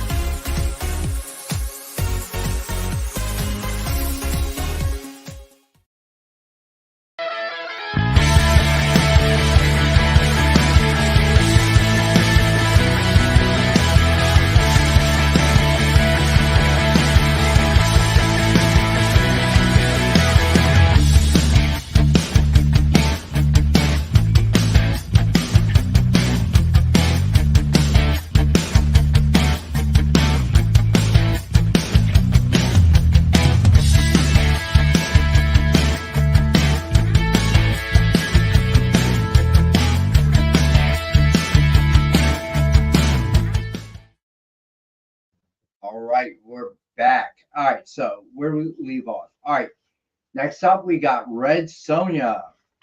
So we got Red Sonja, Volume 7, number 15, cover A by, of course, Lucho Perillo. It's amazing. Looks so lifelike, Perillo. Yeah. Don't feel bad, CVB. The Phils didn't show up, so they didn't really deserve to win anyway, in my opinion. All right, so then we got cover B by Bjorn Berens. And we have this at cover price of $4.99.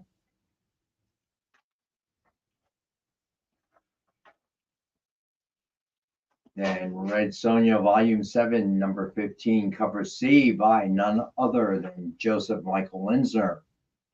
And we have that for cover price as well, $4.99. Then we've got cover D by Walter Giovanni. And we have that at cover as well.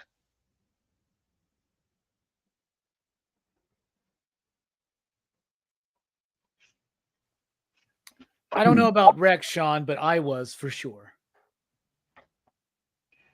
I didn't care about that either way. Yeah, we'll see if Otani. We'll see if that dislocated shoulder has any effect on his pitching. I don't know, man. That's a lot going on there. There's a lot of demands from a pitcher in the MLB today, and so it's a hard. I can't even. I mean, it's astounding that Otani is an astounding player. Yeah. I hear he's not a very good gambler though, but anyway. So, I mean, playing both ways, I mean, there's a reason why it's so hard.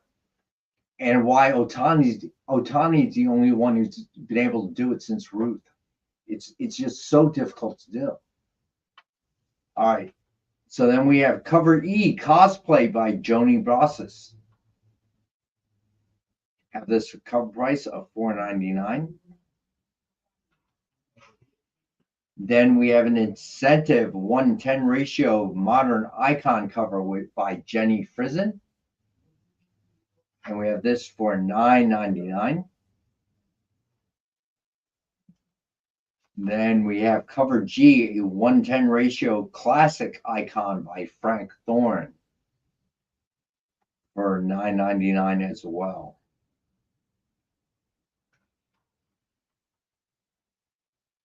Yeah, Commander in Beef, I totally agree. It's like the guy didn't make enough money to be laying bets like that. And you can't tell me a bookmaker doesn't check that out. Okay. Like, how you going to pay for this? Millions and millions of dollars. Come on, dude. So I'm sure Otani's going to take care of this guy somehow. All right, then we have cover L, Lucio Perillo, Limited Virgin. And we have that for $50. Then we've got cover M, and that is the Lucio Perillo UV cover for cover price of $4.99.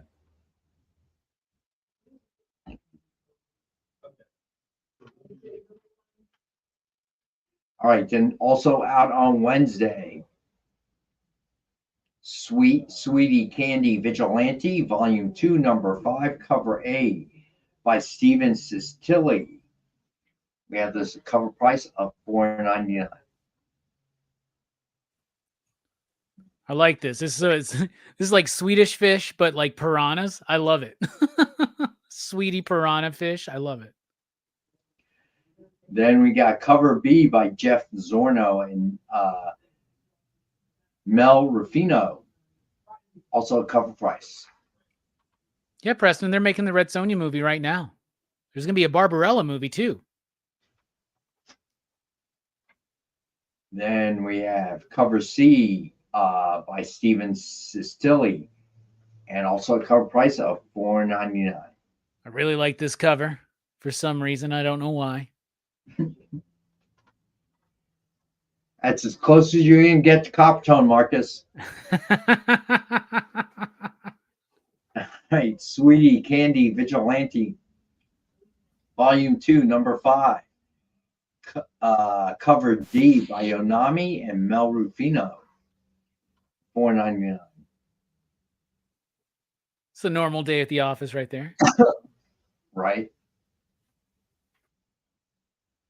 And then cover I by Jeff Zorno and Mel Rufino, $4.99. Oh, this is gorgeous. This is absolutely freaking awesome. I love this cover. All right. So then we got Savage Red Sonja number 3, Dan Panosian, line art, Dynamite.com exclusive. All right. Only Talk one- about gorgeous. That's freaking amazing. So, and Preston, good news. Sydney Sweeney is playing Barbarella in the Barbarella movie. Triple B, you mean CIB? Gotcha, bud. So Triple B, 5I, you mean Sweetie Candy Vigilante, Jeff Zorno, Rufino. Okay, gotcha. Gotcha, my friend. And I got you too, CIB. The work put in that Panosian cover is amazing. Yeah, I know, right? Look at the detail. All right. That's an artist who's like, you know, a lot of us will look at artists who were big in the 90s. We'll see their work today and be like, oh, well, it's not quite what it used to be. Panosian's one of those dudes who's elevated consistently, right? Like his work today is better than at any point of his life and career, I think, man. No problem, CIB. So just to know, just so you guys know, CIB contacted us during the day, and the reason Panosian is on there is because he requested it. So keep in mind, everyone, you can do that too. If there's something in particular that you're looking for, let us know. All right. Kyle, you have his phone number and his email. So you tell him first. You might have some competition, though. I'm telling you that now. I don't succumb to peer pressure. All right. But Sean does. All right. So, yeah, just to point out that that's why this ended up on the list. If you tell us, we'll put it on the list to so that you can buy it. All right. So CIB, I'm happy you got it, bud. All right. So on to the incentives. Peer pressure, I will succumb to, TJ. Let me just say that first. All right. So this is from last week. We have Iron Man Volume 7, Number 1, 125 ratio by Lionel Francis Yu. And we have this for $10.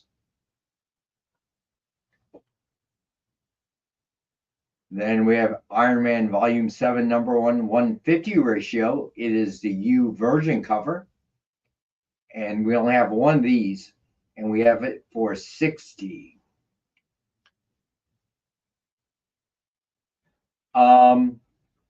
Mate 2, yeah, Nick is still around. Are you talking about original art? So maybe just in an email. I'm sure he'll answer an email, right? Send an email, or if you don't have that, you can hit submission form and ask a question. That will go to Nick, me, and so we'll both see it. Yeah, so all right, Mate 2. Go ahead and hit the submission form, which is pinned at the top of the chat. Ask your question, and we'll be able to answer it for you, buddy. All right. So then we have Spider-Boy, Volume 2, Number 12, 150 ratio by Elizabeth Torque. We have that for $30.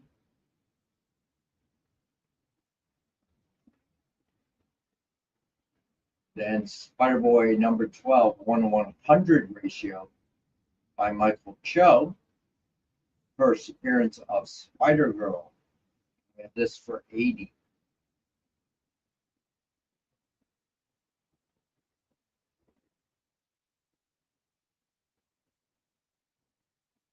All right, so then we got Void Rivals number 13, 110 ratio by Leonardo Romero.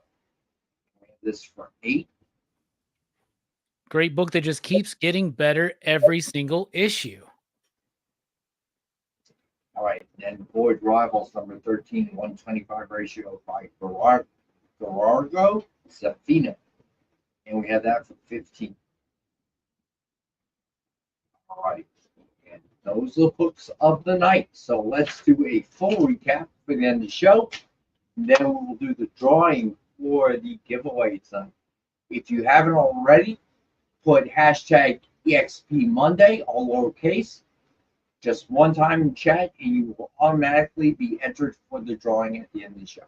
Not doing it yet, buddy. We're going to do a full recap first. All right. So, as always, we got the Dynamite 10-pack reader set. 10 random Dynamite titles. $3.99 cover price or higher, so $40 retail or higher. And as always, we got it for $5 to the pool. DF Grab Bag revamped, 15 books for $10. Hey, Lewis. And we Marvel Indie DC, and we have that for $10. 15 books for $10. Then the DF Mystery Box, 2 CGC 9.8s. 1 virgin, 1 signed, 1 exclusive cover, 10 back issues, $200 retail value guaranteed, and we got it for half price at 100 times. Then we had Space Ghost number 1 with Space Ghost cover sketch by Dan Nylinger. It's just a retail $149.99, and we have for $65. Then we had G.I. Joe number 301 with Storm Shadows cover sketch by Tony Scott. Love this stuff. It's just a retail $149.99, and we have for $65. Then we had House of Mystery number 194 from 1971. It is a 5.5, and we have for $38.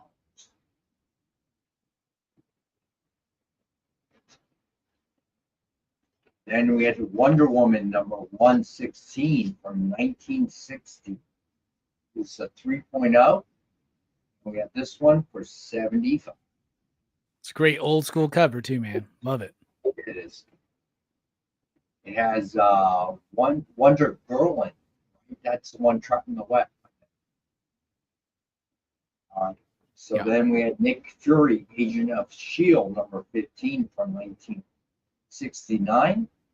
Is a 6.0. We have this one for 30. Then we have Marvel Team Up number 65 from 1977. Is a 4.5. 25.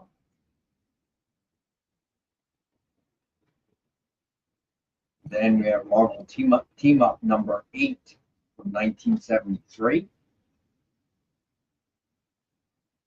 Is a 5.5. And this one for 15.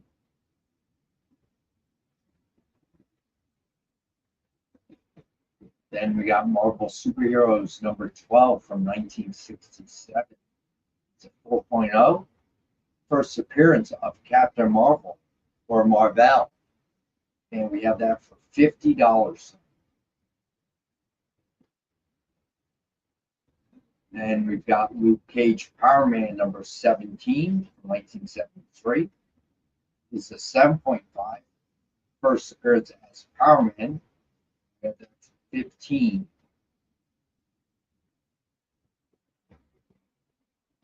Then we've got Power Man Iron Fist number 66 from 1980.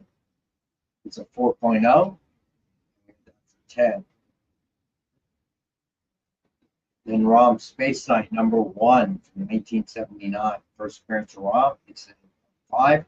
Had that for 20. Then Tales of G.I. Joe number 1 from 1988. First appearance of Joe Team and Cobra. And we have that for 25. Then we got Tales of Suspense number 51 from 1963. Is a 5.0, and we have that for 75. Then we have Venom Lethal Protector number 1 from 1992. It's an 8.5 to 9.0, and we have for 25. Then we have Web of Spider-Man number 1. It is 9.0 to 9.2, and we have that for 20. And then last week's Dynamite releases, Lilo and Stitch number 6. Yeah, CIB. Hold on a second, buddy. Let's see. Number 9, Perio, 9B, CIB, right? All right. I got you down, buddy. All right. So then we had Army of Darkness Forever, number 13.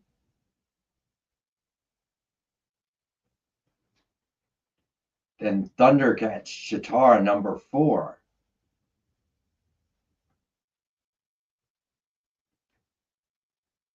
And then Powerpuff Girls Halloween Special number 1. This has a cover of $5.99.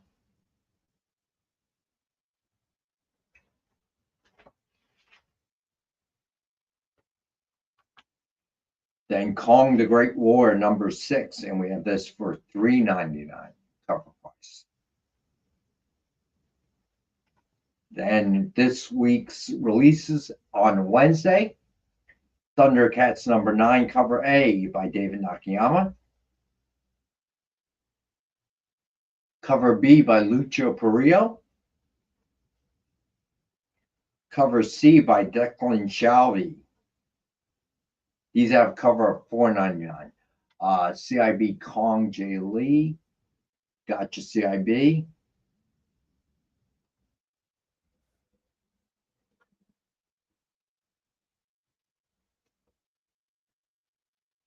Then we have cover D by Jay Lee and Jun Chung.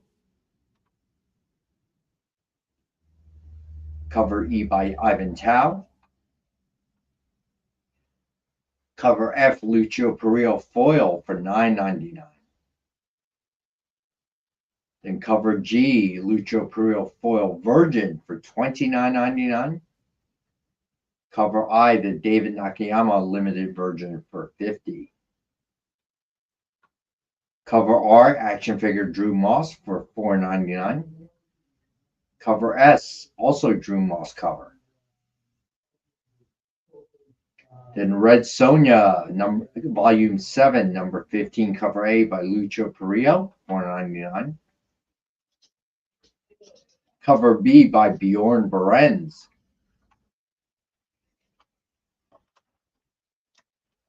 Cover C by Joseph Michael Linzer.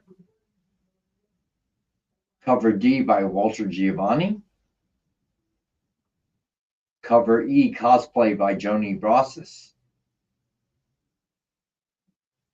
Cover F, the 110 ratio modern icon by Jenny Frizen for $9.99. A Red Sonja Perillo. Gotcha there, CIB. Let me find it there. CIB. Gotcha, bud.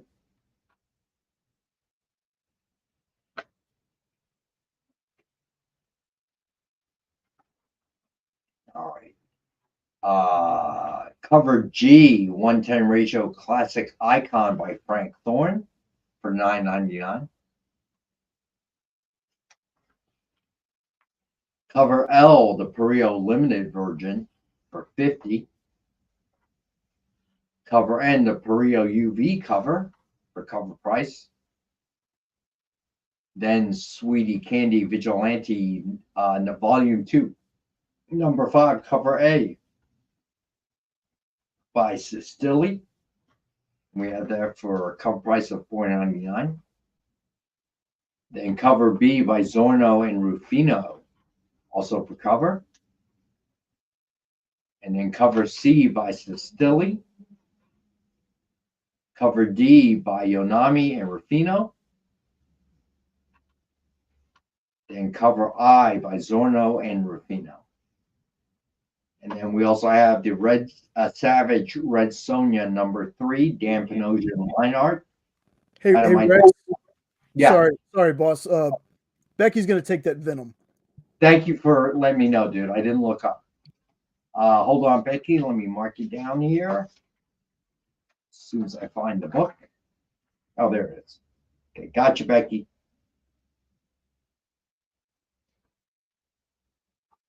Jay, interrupt me anytime you want, man. All right, so where do I leave off? All right, then the incentives from last week. Iron Man Volume 7, number 1, 125 ratio by Lionel Francis Yu for $10. The 1:50 ratio Virgin for $60. The Spider-Boy Volume 2, number 12, 150 ratio by Elizabeth Twerk, and we have that for $30. Then 1/100 Spider-Boy by Michael Cho, first Spider-Girl, and we have that for $80. And then Void Rivals, number 13, 110 ratio, Leonardo Romero, and we have that for $8. And then we also have the Void Rivals 125 by Zafino, and we have that for $15. And that's it. All right, so let's now, Jay, if you would. JD, that's a good one. But Jay's special. That's why he doesn't have to do that. All right, so we're spinning the wheel, and the winner is Edward. Congrats. Happy buddy. Halloween to Eddie, right? Yes. Most deserving. It's his holiday. It's his time. So there you go. So be sure to tune in for the last Horror Fest, right? No. We got tonight, then we got Wednesday night and Thursday night. So all right. So last week of Horror Fest. Yeah, we're in the last week. Join us tonight. We're going to be talking about the Exorcist franchise. So what's Wednesday and the other? What was the other day? Wednesday is over at my homie's Verno's channel, Blood Splatter Chatter. We're going to be talking about the X trilogy from Ty West, X, Pearl, and Maxine. And then on Halloween night, over at PCP Movie Night, a special presentation, we're going to be doing Halloween 4, The Return of Michael Myers. Very appropriate, right? So, Jay, what do we have coming up on the XP later tonight? Let's see. So after you watch Robbie and Pop Culture Philosophers, which I'm trying to grab the link so I can post it again real fast.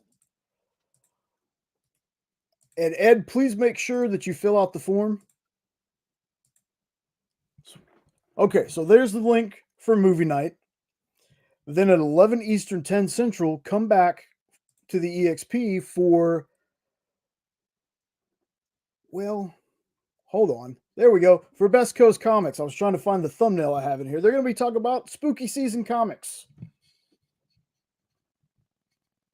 Seasonally appropriate. All right. Sounds good. So, lots of good programming tonight on the XP and Horrorfest with Robbie, which is always a good time. We'll be back on Wednesday at 7 p.m. Eastern. So make sure to check us out at a weird form. What form? And then, of course, on Friday, 7 p.m. Eastern on the XP is Nick with Original Art, as he's managed to turn you guys into original art buyers as well. I know a lot of you people got turned on to original art thanks to Nick and his show on Fridays.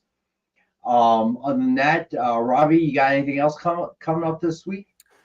Yeah, like my monthly comic book review, the award-winning monthly comic book review is Friday evening at 6 p.m. Central, 7 Eastern. But the CBC Awards are Saturday night. So fingers crossed, everybody. Let's hope we win some stuff. Did they move that up? What? Did they move that up?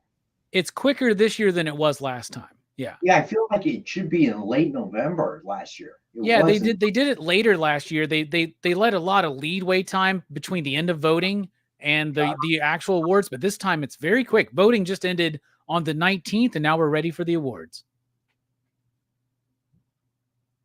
Let's see.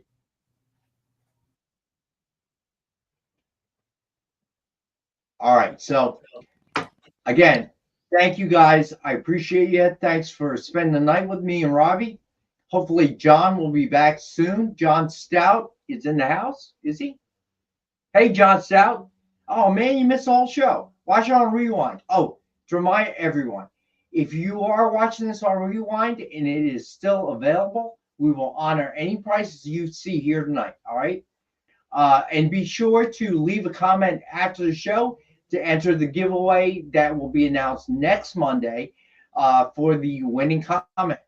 And right now, your odds are better to win the giveaway on that than it is the hashtag, because there aren't as many commenters as there are people adding hashtags. All right.